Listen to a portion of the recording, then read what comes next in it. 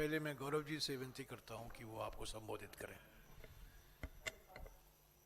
धन्यवाद आदरणीय जयराम रमेश जी और यहाँ पे उपस्थित साथियों। कई सत्र देखे हैं लेकिन कभी भी सत्ताधारी सरकार को इतनी डरी हुई और सहमी हुई पूरे सत्र के दौरान नहीं देखा है और शायद पहली बार हमने इस सत्र में देखा जिसमें प्रधानमंत्री मोदी जी, गृह मंत्री अमित शाह जी संपूर्ण रूप से सदन की कार्यवाही से परे थे और अनुपस्थित थे। सदन के पहले की शुरुआत में हमने सरकार को जताया कि ये सत्र बहुत ही महत्वपूर्ण है। बहुत से महत्वपूर्ण विषय हम इस सत्र में उठाना चाहते हैं, जैसे कि सबसे पहले नीट परीक्षा में जो भ्रष्टाचारी हुई, दूसरा अयोध्या राम मंदिर के ट्रस्ट में जो चंदा चोरी हुई, तीसरा जो एथेनॉल के मामले में मिलावटी हो रही है, चौथा जो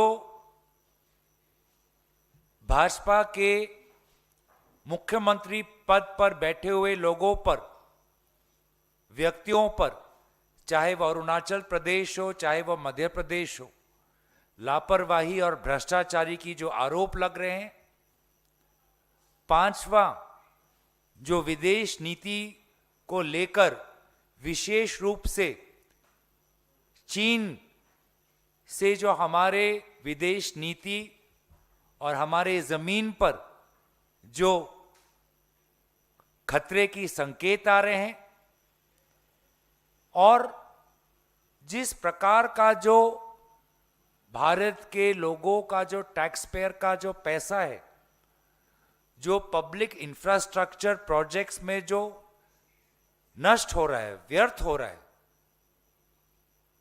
कहीं हाईवे गिर रहे हैं, गिर रहे नहीं, कहीं हाईवे में हम देख रहे हैं कि क्वालिटी में बहुत वहाँ पर बड़े बड़े प्रश्न हैं, एक्सप्रेसवे में, फ्लाईओवर में, एयरपोर्ट में, ये सारे जो पब्लिक इंफ्रास्ट्रक्चर जो प्रोजेक्ट्स हो रहे हैं, कहीं ना कहीं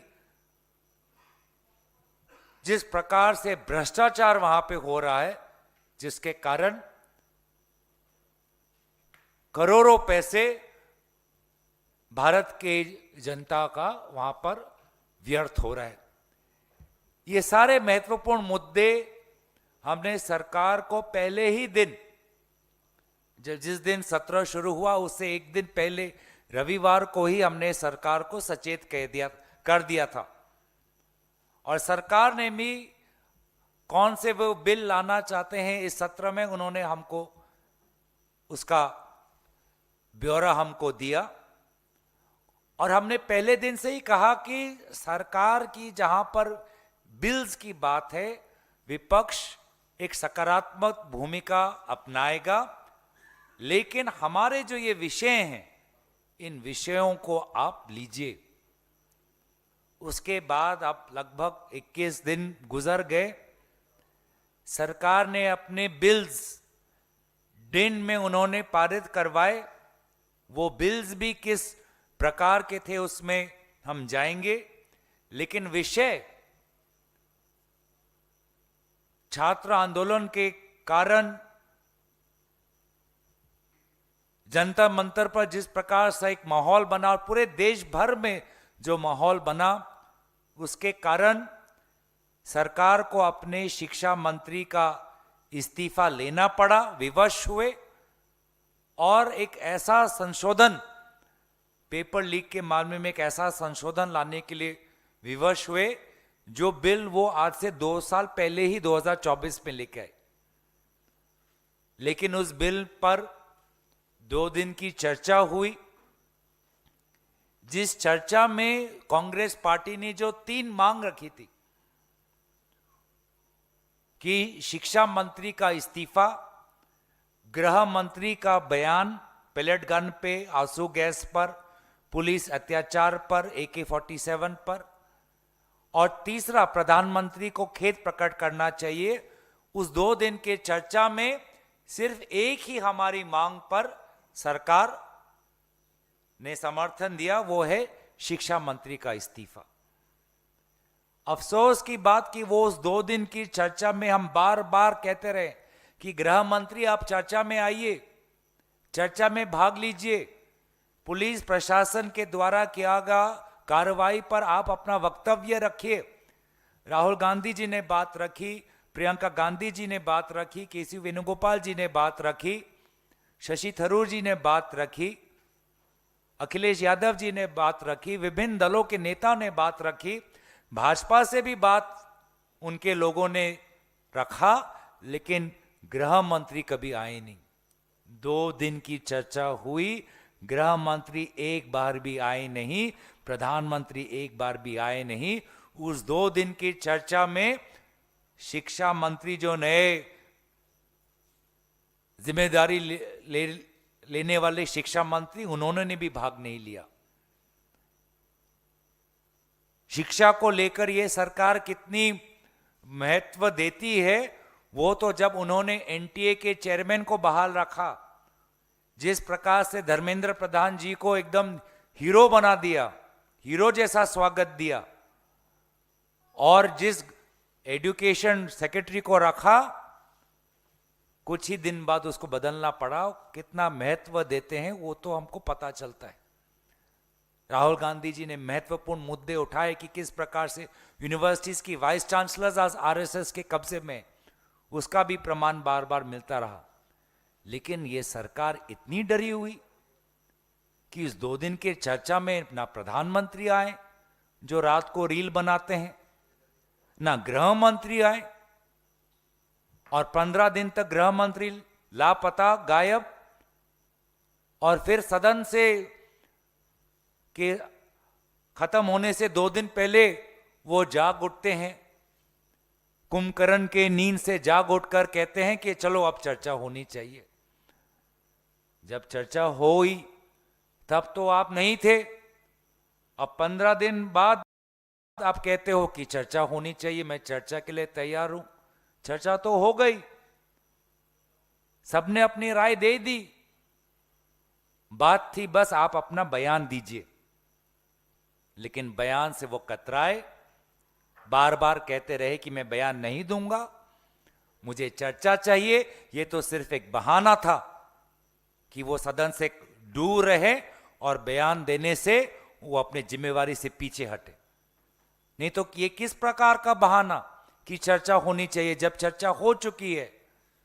10-12 दिन से वो लापता थे, तो ये किस प्रकार का बहाना कि चर्चा होनी चाहिए, विपक्ष नहीं चाहता चर्चा हो। चर्चा तो हो चुकी थी, बस आपका बयान ही बाकी था। आप बयान आप क्यों नहीं दे रहे कि पेलेट गन किसने चलाया, किलो वाली डंडी का निर्देश किसने दिया? तो ये सिर्फ और सिर्फ एक बहाना। बस अंत में दोनों प्रधानमंत्री और गृह मंत्री आते हैं, अध्यक्ष महोदय का भी जो उनका वक्तव्य होता है हमने सुना नहीं, तुरंत आज लोकसभा स्थगित हो गया।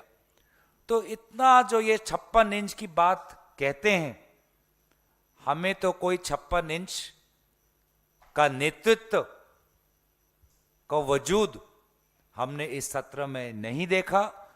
वे बिल्स, ऐसे बिल्स लाए जो राज्य सरकारों की ताकतों को कमजोर करता है, वो चाहे कोऑपरेशन का बिल हो, चाहे माइंस एंड मिनरल्स का बिल हो। FCRA पे हम सब एकजुट रहे विपक्ष, और इसीलिए FCRA, हालांकि हमारा मांग था कि इसको विड्रॉ किया जाए, लेकिन सरकार ने इसको JPC तक भेजा। माइंस एंड मिनरल्स बिल जो विशेष निजी कंपनियों के मुनाफे के लिए है, कमेटी में नहीं भेजा गया। नेशनल कोऑपरेशन पे जो बिल था, जो राज्य के स्टेट कोऑपरेटिव्स को धीरे धीरे कमजोर करता है, उसको कमेटी में नहीं भेजा गया। तो सरकार पूरी के पूरी तरीके से इस सत्र में बैकफुट में दिखाई दी। विपक्षी दलों में एक नई ऊर्जा और एकता हमें दिखाई दी। हम सारे विपक्षी दलों के नेताओं को धन्यवाद देते हैं कि इन्होंने जो सहयोग दिया और हम सब में एक संतुलन हमें दिखाई दिया। हम विपक्षी दलों के नेताओं को भी हम धन्यवाद देते हैं। और अंत तक हमारी मांग, जिसके कारण सरकार पीछे हटती हुई दिखाई दी, वो ये थी कि गृह मंत्री बयान दीजिए और चंदा चोरी पर डिबेट शुरू कीजिए। बयान नहीं देना चाहते थे, चंदा चोरी, राम मंदिर के ट्रस्ट के भ्रष्टाचार पर चर्चा नहीं चाहते थे, और इसीलिए सदन से भागते हुए नजर आई इस बार भाजपा की नेतृत्व। तो मैं यहीं पर अपने वाणी को विराम देता हूं। आदरणीय जयराम रमेश जी आपके बीच में अपनी बात रखें। शुक्रिया गौरव। पहले तो मैं आपको याद दिला दूं कि मॉनसून सत्र 2026 बिल्कुल वॉश आउट हुआ है, पर यह पहली बार नहीं हुआ है। ठीक 11 साल पहले 2015 में मॉनसून सत्र वॉश आउट हुआ था, और कारण 2015 में व्यापम घोटाला। व्यापम घोटाले के मुद्दे पर मॉनसून सत्र बिल्कुल सफाया हो गया था। और ठीक 11 साल बाद छात्रों से जुड़ा हुआ, युवकों से जुड़ा हुआ मामला, उसी मामले, एक तरह के देखा जाए 2026 में भी व्यापम जैसा घोटाला हुआ है नीट को लेकर। तो 11 साल पहले व्यापम और इस साल नीट, तो इसी मुद्दे पर यह मॉनसून सत्र का वॉश आउट हुआ है। तो 11 साल में कुछ बदला नहीं है। अधिनियम बनाए गए हैं, वादे किए गए हैं, अभी रील बन रहे हैं। प्रधानमंत्री देश को आधी रात में संबोधित कर रहे हैं। 11 साल में कुछ तो बदलाव आया है, पर मुद्दे वही रहे हैं। 11 साल पहले व्यापम और इस साल नीट और एनटीए की खामियां। दूसरी बात जो मैं कहना चाहता हूं कि विपक्ष की ओर से, जैसा कि गौरव ने कहा, कि एकता और एकजुटता साफ दिखाई गई। ठीक 18 दिन के लिए रोज सुबह, लगातार 18 दिन रोज सुबह एलओपी राज्यसभा और कांग्रेस अध्यक्ष के कमरे में, पार्लियामेंट में, सभी विपक्ष के फ्लोर लीडर की बैठक हुआ करती थी। हम उस दिन की रणनीति तय करते थे और 18 दिन तक लगातार हम उसी रास्ते पर चले जिस रास्ते को हमने उसी दिन 10 बजे को तय किया था। पहली बार मैं समझता हूं कि 18 दिन लगातार हमारी इतनी बैठक हुई है, और इसका नतीजा आपको देखने को मिला है। हमारी ओर से मैं समझता हूं 5 बड़ी उपलब्धियां हैं इस मॉनसून सत्र को लेकर। पहली उपलब्धि ये रही है कि एक राष्ट्र एक चुनाव विधेयक जो सरकार इस सत्र में लाना चाहती थी, वो शीतकालीन सत्र तक टल गया है। वो समिति का रिपोर्ट, अभी जेपीसी का रिपोर्ट नहीं आया है। हालांकि इस सेशन में उस जेपीसी का रिपोर्ट आने की गुंजाइश थी, वो नहीं हुआ। हमने कई सवाल उठाए और ये रिपोर्ट अभी शीतकालीन सेशन में पेश होगा। तो हमारी ओर से मैं समझता हूं ये पहली सफलता है। वन नेशन वन इलेक्शन विधेयक इस सेशन में नहीं आया। दूसरी बड़ी सफलता है विकसित भारत शिक्षा अधिष्ठान विधेयक, VBSA विधेयक, जो सारे विश्वविद्यालयों का भयंकर केंद्रीयकरण करने का एक विधेयक है। वो भी एक जॉइंट कमेटी को भेजा गया था।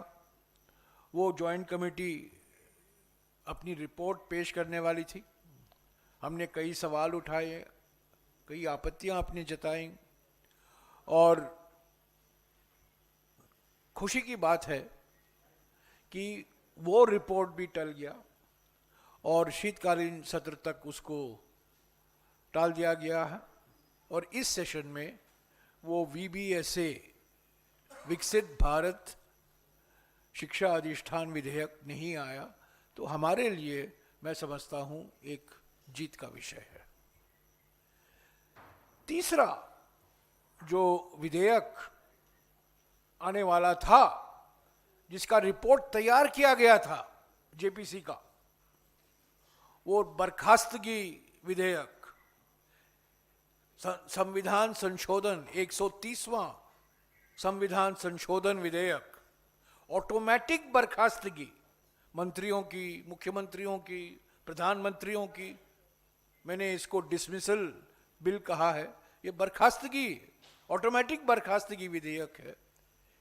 ये रिपोर्ट तय किया गया था, क्लॉज बाय क्लॉज चर्चा हो रही थी, पर उस बैठक के बीच में ही कहा गया कि ये रिपोर्ट इस सेशन में नहीं आएगा, अगले सेशन में लाया जाएगा, यानी कि नवंबर के सेशन में लाया जाएगा।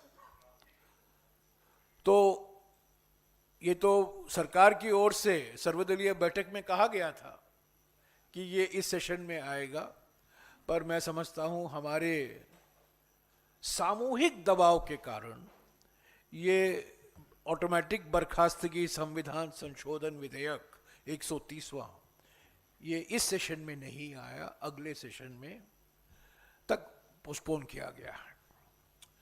चौथा मैं समझता हूं FCRA बिल, FCRA संशोधन विधेयक, जो बार बार गृह मंत्री ऑफ द रिकॉर्ड ब्रीफिंग करते थे अपने कमरे में बैठकर कि अब आने वाला है। बड़ी खेती चल रही थी मीडिया में पिछले 10 दिनों से कि बस FCRA आने वाला है। गृह मंत्री बिल्कुल अडिग हैं, अटल हैं कि FCRA बिल आएगा। एक अमेरिका के उपराष्ट्रपति का फोन आया और उसका नतीजा आपको देखने को मिला है। हमारा दबाव भी था, कई संस्थाओं का दबाव भी था, पर जरूर अमेरिका के उपराष्ट्रपति, मैं आपको बता दूं, हमेशा जब ऐसे कोई बातचीत होते हैं हमारे प्रधानमंत्री और कोई विदेशी नेता से, तो हमारे ओर से और उस देश के ओर से एक बयान आता है। पहली बार ऐसा हुआ है कि सिर्फ हमारे प्रधानमंत्री के ओर से बयान आया है, अमेरिका के उपराष्ट्रपति की ओर से कोई बयान अब तक नहीं आया है। पर इस बात तो सब लोग जानते हैं कि अमेरिका भी नाखुश था इस FCRA बिल से, पर मैं उसको इतना महत्व नहीं देता हूं जितना कि मैं महत्व देता हूं विपक्ष पार्टियों की एकता का। संस्थाओं, कई संस्थाएं, नागरिक संस्थाएं, सिविल सोसाइटी संस्थाएं, नागालैंड के मुख्यमंत्री, मेघालय के मुख्यमंत्री, मिजोरम के मुख्यमंत्री और कई राज्यों में नेता, सभी लोगों ने चिंता जताई कि ये लोकतंत्र पर एक हमला है। मीडिया में इसका चर्चा हुआ और खेती के बावजूद, समाचार खेती के बावजूद FCRA बिल JPC को भेजा गया। ये एक सही कदम था। हालांकि हमारी मांग थी कि इस बिल को पूरी तरीके से वापस लिया जाए और एक बार फिर पेश किया जाए ताकि वो बिल JPC को जा सके। वो नहीं हुआ। जो JPC बिल पहले 4 महीने पहले पेश किया गया था, वही बिल JPC को गया है। फिर भी वो एक सही कदम है, हम मानते हैं। और इसमें कुछ अमरीकी हाथ भी हुआ होगा, पर इसमें दो राय नहीं हो सकती कि विपक्ष की एकता और एकजुटता, कई मुख्यमंत्रियों का दबाव, नागरिक संस्थाओं की चिंता की वजह से सरकार को मजबूर होना पड़ा एफसीआरए बिल जेपीसी को भेजने के लिए। तो ये चार बड़ी उपलब्धियां हैं। वन नेशन वन इलेक्शन इस सेशन में नहीं आया, वीबीएसए विधेयक इस सेशन में नहीं आया, टल गया। ऑटोमेटिक बर्खास्तगी विधेयक नहीं आया इस सेशन में, टल गया। और एफसीआरए बिल जेपीसी को गया है। पर एक पांचवा उपलब्धि भी है, ये कलंकित 2/3 बहुमत के लिए इतने उत्सुक थे, पार्टियों को तोड़ा, टीएमसी को तोड़ा, शिवसेना को तोड़ा और कई पार्टियों को तोड़ने में लगे हुए थे ताकि उनको एक कलंकित 2/3 बहुमत मिल जाए, ताकि परिसीमन को लेकर जो संविधान संशोधक विधेयक है उसको पारित किया जाए। आप जानते हैं इस पर भी बड़ी समाचार खेती रोज हुआ करती थी। कई लोग मीडिया में छापते थे, प्रचार होता था टेलीविजन पर, बस अब आने वाला है, अब बस आंकड़े मिल गए हैं, 240 हो गए हैं, 250 हो गए हैं, 260 पहुंच गए हैं। एक खबर तो निकली कि 267 मिल गए हैं, हालांकि 300, और कुछ तो 356 पर रुक गए, पर एक ने बहुत साहस दिखाई और 367 पहुंच गए। अभी आपको पता चल गया है कि 2/3 बहुमत नहीं है, कलंकित बहुमत है, यह बहुमत नहीं है और कभी नहीं मिलेगा इनको, कितना भी वो प्रयास करें। तो हमारे लिए मैं समझता हूं ये 5 बहुत बड़ी उपलब्धियां हैं। पर 2 चिंताएं भी हैं जिसका जिक्र अभी गौरव जी ने किया, कि 2 ऐसे विधेयक हमने पारित किया बिना चर्चा का, लोकसभा में और राज्यसभा में। हम भी मजबूर हुए, हमारी मांग थी, विपक्ष की मांग थी, कांग्रेस पार्टी की मांग थी कि दोनों ये विधेयक, खतरनाक विधेयक जो संविधान के खिलाफ हैं, जिसका जरूर चैलेंज होगा सुप्रीम कोर्ट में, वो पारित किया गया शोर में, बिना चर्चा के। ये खान और खनिज विधेयक, mines and minerals amendment bill, और दूसरा है राष्ट्रीय सहकारी निगम संशोधन विधेयक, नेशनल कोऑपरेटिव डेवलपमेंट कॉर्पोरेशन विधेयक। दोनों विधेयक खतरनाक केंद्रीयकरण के विधेयक है। सारे राज्यों के अधिकार छीने जा रहे हैं, संवैधानिक अधिकार छीने जा रहे हैं, राज्यों के जो जिम्मेदारियां हैं उसका नजरअंदाज किया जा रहा है जानबूझकर, और खान और खनिज में और सहकारी संस्थाओं में केंद्र सरकार की भूमिका को और बढ़ावा दिया जा रहा है। इन दोनों क्षेत्रों में केंद्र की भूमिका होती है और राज्यों की भूमिका भी होती है। पर इस 2 विधेयकों के कारण आप देखेंगे कि जब ये गेजेट होगा, नोटिफाई होगा, राज्य सरकारों के अधिकार कम हो जाएंगे और केंद्र सरकार की जिम्मेदारी और बढ़ जाएगी, कानूनी जिम्मेदारी और बढ़ जाएगी। तो ये बड़ा भयंकर 2 विधेयक पारित किया है। हमें अफसोस है कि ये पारित हुआ। हमारी मांग थी कि ये स्टैंडिंग कमेटी में भेजा जाए, उस मांग का नजरअंदाज किया गया, नहीं माना गया, और हम देख रहे हैं पर मैं ज़रूर कहूँगा कि मुझे इस बात का कोई शक नहीं है कि कोई ना कोई राज्य सरकार इन दोनों विधेयकों को सुप्रीम कोर्ट में इसका चैलेंज करेगा। एक विधेयक था जो हमारी मांग थी कि वो स्टैंडिंग कमेटी को भेजा जाए। हमारे दबाव के कारण सरकार को मानना पड़ा। ये ISI अमेंडमेंट बिल 2026 जो हमारी एक मशहूर संस्था है, 100 साल पुरानी संस्था, जो हमारे आर्थिक विकास में उसका एक केंद्र, हमारे आर्थिक विकास की केंद्र बिंदु हुआ बिल्कुल 70-80 साल से हमारी परियोजनाओं में, आर्थिक विकास में, हमारे प्लानिंग में इंडियन स्टैटिस्टिकल इंस्टीट्यूट की एक अहम भूमिका रही है। उसकी शुरुआत कलकत्ता में हुई थी, उसके बाद में दिल्ली और बेंगलोर में संस्थाएं खोले गए, और इस विधेयक से उनकी जो ऑटोनॉमी है उसको खत्म करने के लिए एक विधेयक लाया गया, केंद्रीयकरण का विधेयक लाया गया, सरकार का नियंत्रण बढ़ाने के लिए लाया गया। पर हमें खुशी है कि हमारे दबाव के कारण वो विधेयक अभी स्टैंडिंग कमेटी को भेजा गया है, और हम उम्मीद करते हैं कि स्टैंडिंग कमेटी पर इस पर काफ़ी चर्चा होगी, लोगों से बात करेंगे, छात्रों से बात करेंगे, अध्यापकों से बात करेंगे, इन संस्थाओं से बात करेंगे, विशेषज्ञों से बात करेंगे, और एक नया बिल पेश किया जाएगा। अंत में मैं यही कहूँगा कि बार बार ये कहा जा रहा है कि गृहमंत्री तैयार थे, पर गृहमंत्री तो दिखाई नहीं दिए।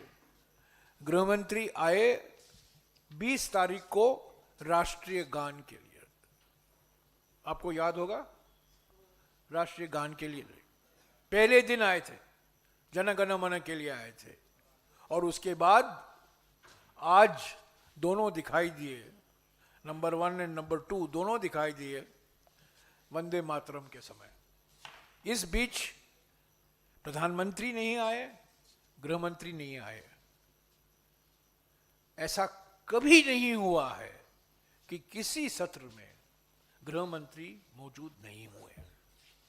उनके नाम पर 3-4 विधेयक लिस्ट ऑफ बिजनेस में प्रकाशित हुआ है, उसके बावजूद वो नहीं आए।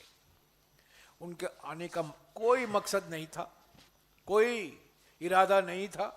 अपने कमरे में आते थे, समाचार की खेती करते थे, भूमि बड़ी उपजाऊ भूमि है,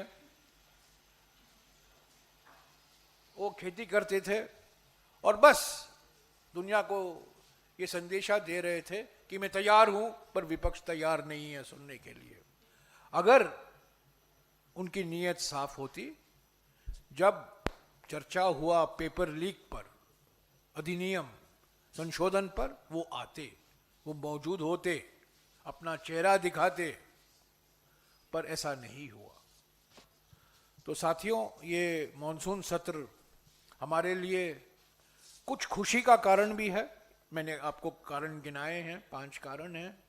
कुछ नुकसान भी हुआ है हमें, इन 2 बिना चर्चा के जो 2 विधेयक पारित किए गए हैं। और चिंता का जो हमारी लोकतंत्र के लिए है कि जिस तरीके से प्रधानमंत्री और गृहमंत्री ने लोकसभा और राज्यसभा में नहीं आए, उन्होंने एक तरह से कह सकते हैं कि उन्होंने बॉयकॉट किया। हम चाहते थे, हमारी मांग थी, प्रधानमंत्री आए और कुछ बयान दें। 5 फरवरी 2020 को, मैं आपको डेट याद दिला देता हूं, फरवरी 5, 2020 प्रधानमंत्री ने एक लंबे भाषण में लोकसभा में बड़े गर्व से कहा और श्रेय लिया कि उन्होंने एक ट्रस्ट का गठन किया है अयोध्या में, और उस ट्रस्ट को लेकर कुछ सवाल उठ रहे हैं, और हमें कहा गया कि ये तो राज्य का विषय है, इस पर पार्लियामेंट में कैसे चर्चा हो सकता है? तो हमने कहा अगर ये राज्यों का विषय है कि प्रधानमंत्री ने क्यों बयान दिया लोकसभा में, क्यों श्रेय लिया इस ट्रस्ट के गठन के लिए, तो एक ही कारण है इस सेशन के वॉशआउट के लिए, एकमात्र कारण है, वो है प्रधानमंत्री का नहीं आना, गृह मंत्री का नहीं आना। और हम उम्मीद करते हैं कि 3 महीने बाद जब हम फिर से शीतकालीन सेशन के लिए मिलेंगे तब गृह मंत्री और प्रधानमंत्री दोनों दिखाई देंगे। शुक्रिया।